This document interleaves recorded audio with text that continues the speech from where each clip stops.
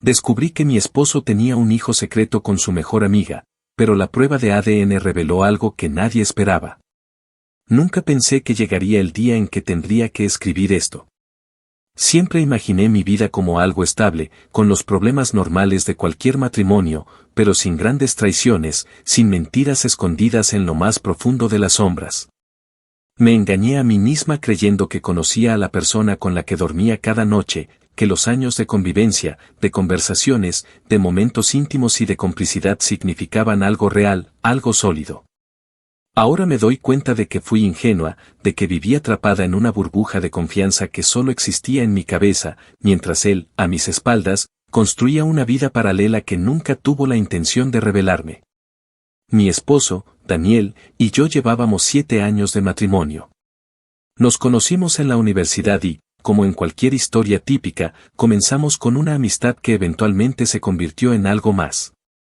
Siempre lo vi como un hombre responsable, alguien en quien podía confiar, alguien que, aunque no fuera perfecto, tenía la capacidad de hacerme sentir segura. Y eso fue lo que más me dolió cuando todo salió a la luz, la seguridad que creí tener era solo una ilusión. Daniel siempre tuvo una mejor amiga, Clara. Una presencia constante en su vida desde la infancia, alguien que, según él, era como una hermana, una persona inofensiva que formaba parte de su mundo mucho antes de que yo apareciera en él. Yo nunca sentí que tuviera derecho a cuestionar esa amistad, y aunque en algunos momentos noté ciertos gestos, ciertas actitudes que me incomodaban, nunca hice una escena ni puse en duda la palabra de mi esposo. Cada vez que mi intuición me susurraba que algo no encajaba del todo, él tenía una respuesta lógica, una justificación que, aunque no siempre me convencía del todo, terminaba aceptando porque el amor te ciega. Te vuelve dócil, te hace ignorar las señales de advertencia hasta que es demasiado tarde. Y fue demasiado tarde cuando lo descubrí. Todo comenzó hace 3 meses, en un día cualquiera que no tenía nada de especial. Daniel y yo estábamos esperando una factura importante por correo electrónico y, como él estaba ocupado en una reunión, me pidió que revisara su bandeja de entrada. Era algo que había hecho antes, sin problemas, sin sospechas. No había ninguna razón para pensar que aquel simple acto de abrir su cuenta en la computadora de casa cambiaría mi vida para siempre. Fue ahí donde lo vi.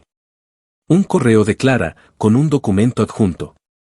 El asunto decía simplemente para que lo tengas guardado. No sé qué fue lo que me hizo abrirlo sin dudar. Tal vez fue la confianza con la que lo hice, la naturalidad con la que creía que en su bandeja de entrada no habría nada que pudiera lastimarme. Tal vez fue el hecho de que el mensaje era tan breve, tan ambiguo, que me despertó una curiosidad instintiva. El documento era una partida de nacimiento. Al principio, mi cerebro tardó en procesarlo. Vi el nombre del niño, la fecha de nacimiento, el nombre de la madre. Y entonces, mis ojos descendieron hasta la sección que marcaba el nombre del padre. El nombre de Daniel. Me quedé inmóvil, sintiendo como la realidad se partía en dos delante de mí. Volví a leer el documento, 1, 2, 3 veces, intentando convencerme de que había algún error, de que quizá no estaba viendo bien, de que no era lo que parecía. Pero cada vez que mis ojos recorrían las mismas palabras, la verdad se hacía más pesada, más aterradora. Mi esposo tenía un hijo. Un niño de 4 años. El cálculo fue inmediato. 4 años significaba que había nacido cuando Daniel y yo ya estábamos casados. No era algo del pasado, no era un error de juventud ni una historia enterrada antes de que yo llegara a su vida. Era una traición en pleno matrimonio. Recuerdo el sonido de mi propia respiración volviéndose errática, el peso de mi cuerpo sobre la silla, el temblor de mis manos cuando tomé el mouse para imprimir el documento. No sé por qué lo imprimí. Tal vez necesitaba sostener la prueba en mis manos, tal vez mi mente aún se resistía a creerlo si no lo tenía físicamente frente a mí. No podía estar en esa casa ni un segundo más. Agarré mi bolso, salí sin rumbo fijo, con el corazón latiéndome en los oídos.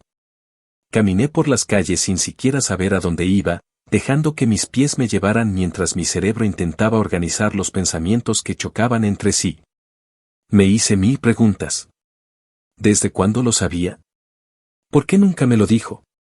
¿Cómo pudo vivir conmigo todos estos años, acostarse a mi lado cada noche, besarme, mirarme a los ojos y decirme que me amaba, sabiendo que tenía un hijo con otra mujer? Y más importante aún, ¿cuántas veces había estado con Clara mientras yo creía que era solo una amiga? Pasé varias horas fuera, deambulando sin rumbo. Cuando finalmente reuní el valor para regresar a casa, Daniel ya estaba allí. Estaba sentado en el sofá, con la televisión encendida, como si fuera un día cualquiera, como si su mundo no estuviera a punto de desmoronarse. Me planté frente a él y, sin preámbulos, sin rodeos, le arrojé la copia del documento sobre la mesa. Vi cómo sus ojos bajaban, cómo los recorría con una lentitud irritante. Luego levantó la mirada y, en lugar de verse sorprendido, en lugar de actuar como alguien que acaba de ser descubierto en una mentira monumental, simplemente suspiró. Pasó una mano por su cara y dijo con una calma insoportable: sabía que tarde o temprano lo descubrirías. No hubo enojo en su voz. No hubo nerviosismo ni intentos de negarlo. Él ya estaba preparado para este momento. Y en ese instante, lo supe. Nunca tuvo la intención de contarme. Nunca quiso que yo supiera la verdad, porque para él, no era necesario que la supiera. Había tomado la decisión de ocultármelo para siempre, de mantenerme en la ignorancia mientras él manejaba su doble vida en secreto. Pero lo que él no sabía, lo que ninguno de los dos esperaba, era que yo no iba a conformarme con simplemente aceptar la mentira. Porque si él había vivido en un engaño durante 4 años, entonces yo estaba a punto de revelarle una verdad que haría que todo su castillo de naipes se derrumbara. No iba a quedarme quieta. No iba a ser la mujer engañada que llora en un rincón. Y, sobre todo, no iba a permitir que él siguiera con su mentira sin consecuencias. Actualización 1. Han pasado 2 días desde que descubrí la verdad sobre Daniel y su hijo secreto. 2 días en los que he oscilado entre la furia y la desesperación, entre el deseo de gritarle en la cara y la necesidad de entender cómo pudo hacerme esto.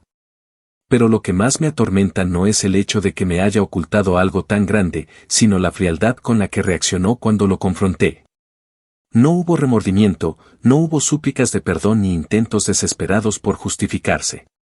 Solo un suspiro cansado, como si hubiera estado esperando este momento desde hacía tiempo, como si el peso de su mentira hubiera sido demasiado para él y, en lugar de asumir la responsabilidad, simplemente dejó que cayera sobre mí como una sentencia inevitable. Durante esas primeras horas, intenté hablar con él. No porque quisiera salvar nuestro matrimonio, sino porque necesitaba respuestas. Me senté frente a él con la partida de nacimiento en las manos, la misma hoja que había impreso con manos temblorosas y que ahora sentía como una evidencia irrefutable de su traición.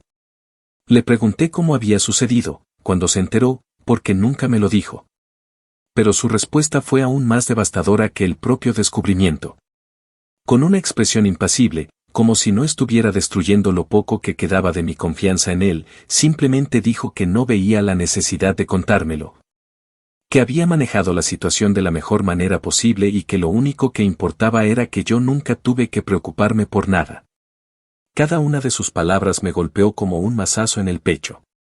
Según él, su silencio era una muestra de su capacidad para manejar sus propias responsabilidades, una forma de protegerme de algo que, en sus propias palabras, no habría cambiado nada entre nosotros. Pero para mí, su silencio era la peor de las traiciones, una decisión consciente de mantenerme en la oscuridad mientras él vivía una doble vida. No podía entender cómo había logrado mirarme a la cara cada día sabiendo lo que ocultaba, cómo había compartido la misma cama conmigo mientras, en algún otro lugar, había un niño al que había reconocido como suyo sin siquiera considerarme lo suficientemente importante como para saberlo. Pero la peor parte vino cuando le exigí una prueba de ADN. No porque dudara de que el niño fuera suyo, sino porque necesitaba pruebas, necesitaba un papel con su nombre y el del niño. Algo que hiciera tangible la traición y me permitiera tomar una decisión sin dejar espacio para las dudas. Esperaba que se negara, que intentara convencerme de que no era necesario, pero su reacción fue lo que más me desconcertó. No mostró resistencia. No se enfureció. Simplemente asintió y dijo que estaba bien, que si eso me haría sentir mejor, lo haría sin problemas. Ese fue el primer indicio de que algo no encajaba del todo. En ese momento, no lo cuestioné demasiado, cegada por la rabia y la necesidad de aferrarme a cualquier mínima posibilidad de obtener justicia. No pensé en su expresión relajada ni en la forma en que evitaba mirarme a los ojos. Solo me concentré en que la prueba de ADN me daría lo que necesitaba, la certeza absoluta de que mi esposo no solo era un mentiroso, sino también un hombre capaz de crear una familia paralela sin el menor remordimiento. El proceso de la prueba tomó más tiempo del que hubiera querido. Cada día de espera fue un infierno, un recordatorio constante de que mi vida se había convertido en un torbellino de mentiras que ni siquiera sabía cómo empezar a desenredar. Me distancié de Daniel, evité hablar con él más de lo necesario, dormí en la habitación de invitados y pasé la mayor parte del tiempo fuera de casa, tratando de encontrar algún tipo de consuelo en la soledad de los cafés. En los paseos sin rumbo fijo, en la sensación de que al menos en la calle nadie sabía lo que estaba pasando. Pero la verdad siempre estaba ahí, esperándome en cada rincón de mi mente, recordándome que en cualquier momento recibiría los resultados que confirmarían lo que ya sabía. Cuando finalmente llegó el sobre con la prueba de ADN, sentí que el mundo se detenía por un segundo. Me senté en la mesa del comedor con las manos temblorosas, mirando el sobresellado como si contuviera una bomba de tiempo. Daniel estaba en la casa, pero no en la misma habitación. No había preguntado por la prueba en días, no había mencionado nada al respecto, como si prefiriera ignorar la inminente explosión que se avecinaba. Abrí el sobre con dedos temblorosos, desdoblé la hoja con un nudo en la garganta y recorrí las líneas impresas con una mezcla de miedo y resignación. Pero lo que encontré no fue lo que esperaba. El resultado era claro, definitivo, imposible de ignorar. Daniel no era el padre del niño. Me quedé en shock, incapaz de procesar lo que estaba viendo. Durante días, me había preparado para confirmar su traición, para enfrentar la realidad de que mi esposo había tenido un hijo con otra mujer mientras estaba casado conmigo. Pero lo que tenía frente a mis ojos cambiaba por completo la narrativa. No era su hijo. Nunca lo había sido. Sentí que mi respiración se volvía errática, que el papel temblaba en mis manos mientras mi mente trataba de encontrar una explicación lógica. ¿Cómo era posible? La partida de nacimiento tenía su nombre. La historia que Clara le había contado era clara, él era el padre, él había asumido esa responsabilidad sin dudarlo. Entonces, ¿por qué la prueba decía lo contrario? Busqué a Daniel con la mirada, esperando verlo sorprendido, esperando que su reacción reflejara el mismo impacto que yo sentía en ese momento. Pero lo que encontré fue algo aún más perturbador. No había confusión en su rostro, no había incredulidad ni desesperación. Solo un largo suspiro, una exhalación pesada que dejó escapar como si finalmente se quitara un peso de encima. Y ahí, en ese instante, lo supe. Él ya lo sabía. No estaba sorprendido porque esto no era una revelación para él. No estaba en shock porque en algún momento, antes de que yo descubriera la verdad, antes de que lo confrontara, antes de que pidiera la prueba de ADN, él ya se había dado cuenta de que había sido engañado. Clara lo había manipulado. Lo había hecho creer que ese niño era suyo y él, por la razón que fuera, lo había aceptado sin cuestionarlo. Había vivido durante 4 años con la convicción de que tenía un hijo, que tenía una responsabilidad, que debía proteger a Clara y a ese niño. Y ahora, cuando la verdad estaba sobre la mesa, cuando su mentira colapsaba junto con la de ella, ni siquiera tuvo la decencia de admitirlo antes de que yo lo descubriera por mi cuenta. La rabia que sentí en ese momento fue diferente a todo lo que había experimentado antes.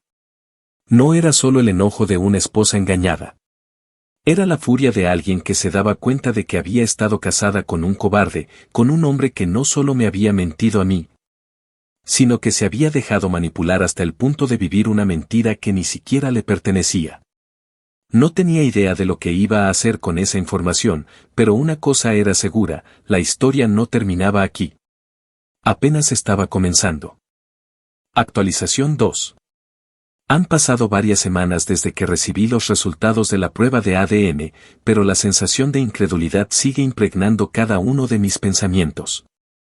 La imagen de Daniel, sentado frente a mí con ese suspiro de resignación, con esa falta de sorpresa que lo delataba, sigue persiguiéndome cada vez que cierro los ojos. No puedo dejar de repetir en mi mente aquel momento exacto en el que me di cuenta de que él ya lo sabía, de que en algún punto de esos 4 años de mentira, en algún instante en el que Clara lo había mantenido atado a su engaño, él había descubierto la verdad y, aún así, había decidido no hacer nada. Durante días, intenté comprender sus razones. Me senté con la prueba en las manos, repasando una y otra vez las implicaciones de lo que significaba. Daniel había vivido creyendo que tenía un hijo, había enviado dinero, había mantenido el contacto con Clara en secreto. Había permitido que la presencia de ese niño influyera en su vida mientras yo seguía creyendo que nuestro matrimonio estaba construido sobre la honestidad. Pero lo que más me consumía era la pregunta que se repetía en mi cabeza sin cesar: si él sabía que el niño no era suyo, ¿por qué nunca lo enfrentó? ¿Por qué nunca hizo nada para detener el engaño? ¿Por qué continuó enviándole dinero? ¿Por qué permitió que yo viviera en la ignorancia mientras él cargaba con una mentira que ya conocía? La respuesta llegó de la peor manera posible. En un intento desesperado por encontrar alguna justificación, por hallar una explicación que le diera sentido a todo, decidí buscar más información sobre Clara. Sabía que Daniel no me diría nada, no porque no pudiera, sino porque en el fondo, había llegado a aceptar que era un cobarde, que prefería enfrentar la culpa en silencio antes que admitir la verdad. Así que hice lo único que me quedaba: comencé a investigar por mi cuenta. Lo primero que hice fue revisar el historial de transacciones bancarias. No sabía si encontraría algo, pero en el fondo de mi mente había una sospecha que me carcomía, una idea que no podía ignorar. Si Daniel había estado enviando dinero durante años bajo la creencia de que el niño era suyo, debía haber algún rastro de esos pagos. Me tomó horas revisar los estados de cuenta, desplazándome entre cifras y fechas, tratando de hallar algún patrón. Y ahí estaba. Pagos mensuales, constantes, a una cuenta a nombre de Clara. Cantidades que no eran insignificantes, sumas lo suficientemente grandes como para haber afectado nuestras finanzas sin que yo lo notara. Un patrón que había comenzado hace exactamente 4 años, coincidiendo con la fecha de nacimiento del niño. No había sido un pago ocasional, no había sido un gesto aislado. Daniel había estado financiando la vida de Clara y su hijo de manera sistemática. La revelación fue como un balde de agua fría. No solo había sido un engaño emocional, no solo me había ocultado la existencia del niño, sino que también había destinado parte de nuestros ingresos a mantener una mentira que ni siquiera le pertenecía. No supe cómo reaccionar en ese momento. Me quedé mirando la pantalla del computador, incapaz de procesar lo que tenía frente a mis ojos. No sé cuánto tiempo estuve así, pero cuando finalmente pude moverme, la rabia tomó el control de mi cuerpo. Esperé a que Daniel llegara a casa esa noche. Esta vez, no iba a permitirle evadirme, no iba a dejar que se escudara en su silencio o en esa actitud indiferente que me había mostrado la última vez. Apenas entró por la puerta, lo confronté con las pruebas en la mano. Le mostré el historial de pagos, le exigí respuestas, le pedí que me dijera la verdad sin rodeos. Lo observé mientras leía los documentos, esperando cualquier tipo de reacción que demostrara arrepentimiento, culpa o al menos una mínima señal de que entendía la gravedad de lo que había hecho. Pero su respuesta fue incluso peor de lo que imaginé. Con la misma calma desesperante con la que había aceptado la prueba de ADN, con el mismo suspiro resignado con el que admitió que sabía la verdad, simplemente se encogió de hombros y dijo que, en el fondo, había preferido seguir enviándole dinero a Clara porque no quería enfrentar las consecuencias de admitir que lo habían engañado. Me miró con esa expresión vacía y dijo que al principio había estado convencido de que el niño era suyo, que había aceptado la responsabilidad sin cuestionarla porque confiaba en Clara. Porque nunca creyó que ella fuera capaz de mentirle sobre algo así. Pero con el tiempo, con ciertos comentarios que ella hacía, con la forma en que evitaba que él pasara demasiado tiempo con el niño, con las inconsistencias en su historia, comenzó a dudar. Cuando finalmente se hizo una prueba de ADN por su cuenta, mucho antes de que yo descubriera la existencia del niño, ya tenía la sospecha de que algo andaba mal. Y cuando los resultados confirmaron que no era el padre, en lugar de enfrentarlo, en lugar de exigir explicaciones, simplemente optó por seguir con la mentira porque, en sus palabras, no quería lidiar con el escándalo. No podía creer lo que estaba escuchando. Me quedé mirándolo, sintiendo cómo la ira se apoderaba de cada célula de mi cuerpo, como mi visión se nublaba por la frustración. Durante años, Daniel había estado manteniendo a Clara y a un niño que no era suyo, había estado enviándole dinero, había permitido que yo viviera engañada, todo porque no quería lidiar con el escándalo. No era solo un cobarde. Era un idiota. No tenía palabras para describir lo que sentía en ese momento. La traición ya era suficiente, pero saber que había seguido con la mentira por pura comodidad, por evitar una confrontación, por no querer admitir que había sido un tonto que cayó en una trampa obvia, me resultaba imperdonable. Y entonces, en medio de mi furia, en medio de la incredulidad que aún no lograba procesar del todo, comprendí que había algo más en la historia, algo que Daniel no me estaba diciendo. ¿Por qué si Clara lo había manipulado para que creyera que el niño era suyo, quién era realmente el padre? ¿Por qué habría mentido Clara? ¿Por qué habría escogido a Daniel específicamente para engañarlo? Actualización 3. Habían pasado varios días desde mi última confrontación con Daniel y, aunque la rabia seguía latente en cada uno de mis pensamientos, había algo que se abría paso por encima de todo, la necesidad de respuestas. No me bastaba con saber que mi esposo había sido un cobarde que permitió que Clara lo manipulara durante años, ni con descubrir que, aun después de conocer la verdad, siguió alimentando la mentira por pura conveniencia. No, nada de eso era suficiente. Porque todavía quedaban demasiadas preguntas sin responder, demasiados cabos sueltos que no me dejaban dormir por las noches. Demasiadas dudas que me atormentaban con la misma insistencia con la que la lluvia golpeaba mi ventana cada madrugada. El pensamiento que más me perseguía era el mismo que había surgido la noche en que Daniel confesó su pasividad en todo el asunto. Si él no era el padre del niño, entonces ¿quién lo era? Y más importante aún, ¿por qué Clara había decidido engañarlo específicamente a él? Podría haber desaparecido, podría haber ocultado su embarazo, podría haber elegido a cualquier otro hombre, pero no lo hizo. En su lugar, le tendió una trampa elaborada a Daniel, lo convenció de que el niño era suyo y lo mantuvo bajo control durante 4 años. ¿Por qué? Había una respuesta para todo esto. Y no iba a detenerme hasta encontrarla. No tenía sentido hablar más con Daniel. Su indiferencia ya no me sorprendía, su falta de voluntad para arreglar las cosas o siquiera darme información útil solo me confirmaba que él ya había aceptado su papel en la historia. Yo, en cambio, no estaba dispuesta a resignarme. Así que tomé la única decisión lógica, enfrentar a Clara directamente. El problema era que no tenía una razón legítima para exigirle respuestas. No podía simplemente aparecer en su puerta y acusarla de ser una manipuladora sin pruebas que respaldaran mi teoría. Pero lo que sí tenía eran años de convivencia con Daniel, suficientes como para haber escuchado, más veces de las que quisiera admitir, cómo hablaba de ella con una familiaridad excesiva, como mencionaba pequeños detalles de su vida que se le escapaban de manera casual en medio de una conversación. Entre todos esos recuerdos dispersos, logré encontrar lo que necesitaba. Clara tenía una rutina establecida. Siempre iba al mismo café los martes y jueves por la mañana, un pequeño sitio en el centro donde, según Daniel, le gustaba sentarse junto a la ventana con su laptop y un café con leche sin azúcar. Era una costumbre de años, algo que él mencionó en tantas ocasiones que se quedó grabado en mi mente sin que yo le prestara demasiada atención en su momento.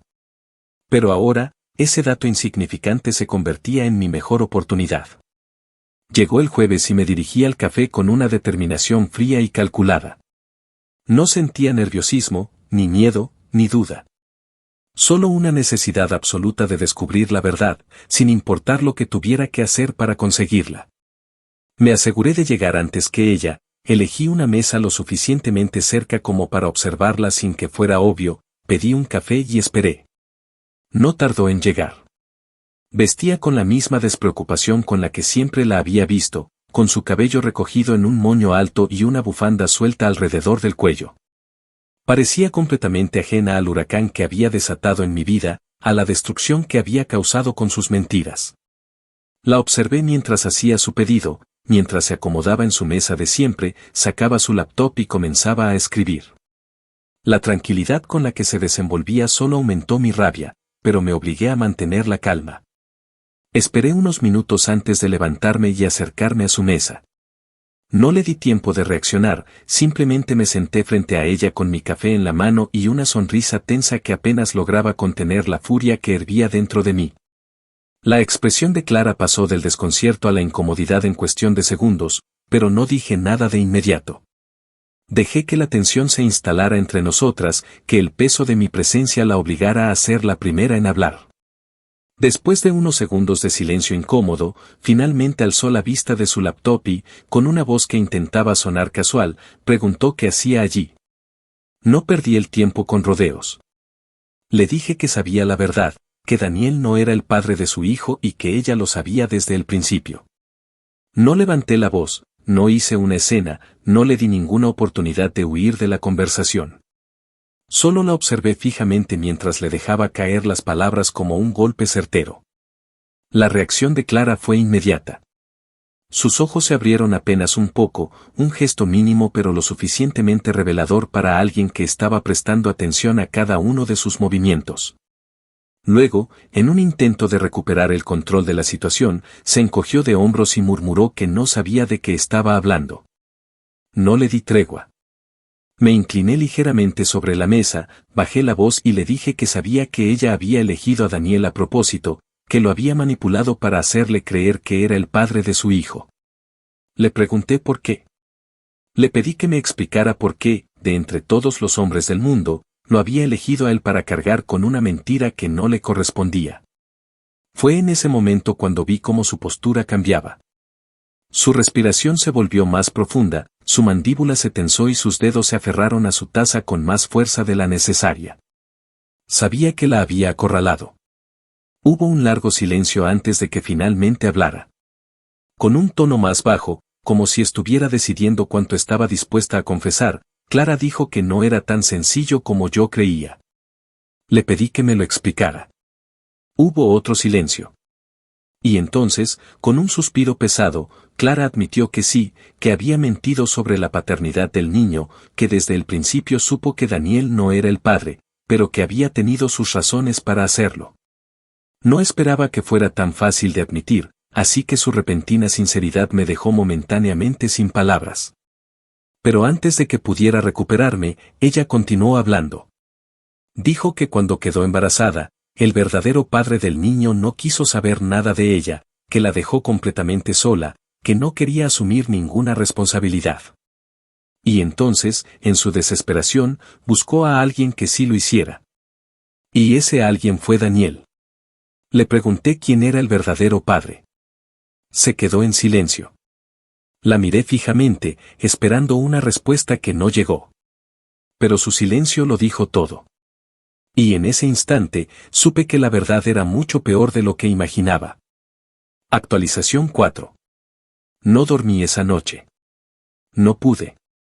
Me quedé sentada en el sofá, con la mirada perdida en el vacío, sintiendo como la conversación con Clara se repetía una y otra vez en mi cabeza como un eco incesante. Cada palabra, cada pausa, cada gesto que hizo mientras intentaba justificar lo injustificable, se grabó en mi memoria con una claridad insoportable. Pero de todo lo que dijo, de todas las verdades a medias que dejó caer con su tono mesurado y su actitud de víctima, lo que más me perturbaba era lo que no dijo. Porque cuando le pregunté quién era el verdadero padre de su hijo, no respondió. No me dio un nombre, no me dio una excusa, no intentó inventar una mentira. Se quedó en silencio. Y su silencio fue mucho más elocuente que cualquier confesión. Me fui del café sin obtener la respuesta que necesitaba, pero con la certeza de que estaba a punto de descubrir algo mucho peor de lo que había imaginado. No podía explicar cómo lo sabía, pero lo sentía en lo más profundo de mi ser. Había algo que Clara ocultaba, algo que iba más allá de una simple manipulación, algo que la hacía incapaz de pronunciar ese nombre. Y si no lo decía, era porque ese nombre lo cambiaba todo. Al día siguiente, mi determinación era absoluta. No podía permitir que este misterio siguiera consumiéndome, no podía quedarme con los brazos cruzados mientras Clara seguía controlando la narrativa con su silencio. Si no iba a decirme la verdad, entonces la encontraría por mi cuenta. No podía volver a Daniel. Su cobardía había quedado expuesta en tantas capas que ya ni siquiera valía la pena intentar sacarle algo útil. Si él no había investigado antes, si él no había tenido el mínimo interés en conocer la verdad cuando descubrió que el niño no era suyo, no iba a tenerlo ahora. Pero yo no era como él. Así que volví a la única pista que tenía, Clara. Comencé a revisar sus redes sociales, sus fotos, sus publicaciones antiguas. No era alguien particularmente activa, pero tenía un historial que se remontaba a varios años atrás. Me sumergí en sus imágenes, en sus comentarios, en cada pequeño detalle que pudiera darme una pista sobre quién estaba en su vida en la época en que quedó embarazada. Pero cuanto más revisaba, más me daba cuenta de un patrón extraño. Antes de su embarazo, Clara solía salir mucho, siempre rodeada de amigos, compartiendo fotos de reuniones, cenas, viajes. Pero en los meses previos al nacimiento de su hijo, hubo un cambio. Las fotos con amigos desaparecieron. Las publicaciones disminuyeron. Su vida en línea se redujo drásticamente, como si de repente hubiera querido borrar una parte de su historia. Ese tipo de cambios nunca son accidentales. Seguí buscando, repasando cada detalle, hasta que encontré algo que se me había pasado en un primer vistazo. Una foto de Clara en una fiesta, tomada unos meses antes de que anunciara su embarazo. Era una imagen común, nada fuera de lo normal, varias personas reunidas en una mesa, sonrisas forzadas, copas de vino en las manos. Pero lo que hizo que mi respiración se detuviera por un segundo fue la presencia de una persona en particular. Un hombre al que reconocí de inmediato. Porque no era un desconocido. Era el jefe de Daniel. Sentí un escalofrío recorrerme la espalda. No quería sacar conclusiones apresuradas, pero había algo inquietante en ese descubrimiento. ¿Por qué Clara eliminó casi todas sus fotos de ese periodo, excepto esa? ¿Por qué ese hombre, alguien que, hasta donde yo sabía, no tenía ninguna conexión cercana con ella, aparecía tan casualmente en una reunión con sus amigos? Necesitaba más pruebas. Así que hice lo que nunca pensé que haría, contraté a un investigador privado. No podía arriesgarme a suposiciones. No podía enfrentar a Clara con teorías sin fundamentos sólidos. Si iba a descubrir la verdad, necesitaba pruebas irrefutables. Y un profesional podría conseguir lo que yo no podía. El investigador tardó menos de una semana en darme una respuesta. Cuando me entregó el informe, sentí que el suelo se abría bajo mis pies. Clara había tenido una relación con el jefe de Daniel. No era una aventura fugaz ni un error de una sola noche. Habían estado juntos durante meses, en completo secreto. Y cuando ella quedó embarazada, él fue el primero en rechazar cualquier tipo de responsabilidad. Fue entonces cuando entendí por qué Clara eligió a Daniel. No fue una decisión al azar. No fue una simple coincidencia. Fue un plan calculado. Daniel trabajaba para él. Dependía de él. Estaba en una posición en la que jamás se atrevería a desafiarlo. Si Clara hubiera intentado forzar a su verdadero padre a asumir la paternidad, habría terminado enfrentándose a un hombre con poder, con recursos, con la capacidad de hacer que desapareciera de un día para otro. En cambio, Daniel era el blanco perfecto, alguien manipulable, alguien que confiaba en ella, alguien que nunca haría demasiadas preguntas. Me quedé mirando el informe con el corazón latiendo desbocado. Todo tenía sentido ahora.